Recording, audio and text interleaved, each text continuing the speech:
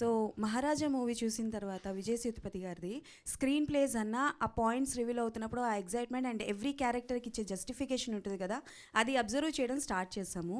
And నాకు zebra movie చూసిన తర్వాత అదే అనిపించింది. ప్రతి క్యారెక్టర్కి కూడా ఒక జస్టిఫికేషన్ అన్నది ఇచ్చారు.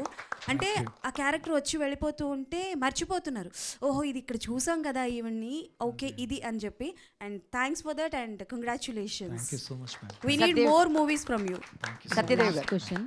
సత్యదేవ్ గారు హలో అండి సార్, చాలా రోజుల తర్వాత దిక్కులు చూడకుండా సినిమా చూసాను సార్. ఫస్ట్ టైం పక్కన వాళ్ళతో మాట్లాడుతూ డిస్కస్ చేస్తూ చూసేవాళ్ళము. ఫస్ట్ టైం ఎవరితో మాట్లాడితే ఏం సీన్ కనెక్టివిటీ పోతుందేమో అని చెప్పేసి చూడకుండా సినిమా చూశాను.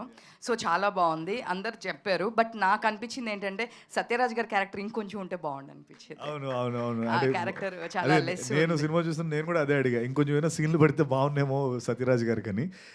అంటే మేము ఎక్కడ కూడా పార్ట్ టూ అని ఎప్పుడు మాట్లాడలేదండి. ఎందుకంటే అదేదో తనకి ఇష్టం లేదు, మాకు కూడా వద్దులే, మనం let's concentrate on this film అనే అనుకున్నాం ఫస్ట్ నుంచి.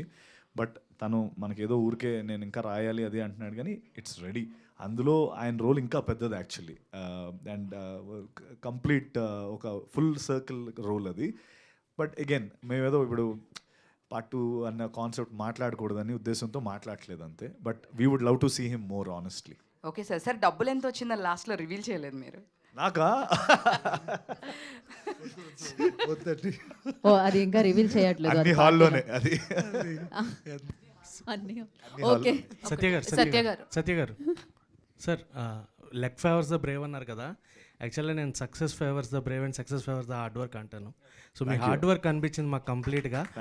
అండ్ మీ కష్టానికి చిరంజీవి గారు ఆల్రెడీ మాట్లాడారు. అండ్ ఈయన చిరంజీవి గారితో చేయాలని మీరు కోరుకుంటున్నారు. సో ఆయనకి ఎప్పుడు సినిమా చూపిస్తున్నారు ఏంటి, ఎప్పుడు చిరంజీవి గారికి చూస్తారు? అంటే మనం లేదు అన్న, యాక్చువల్లీ ఈరోజు చూస్తున్నారు.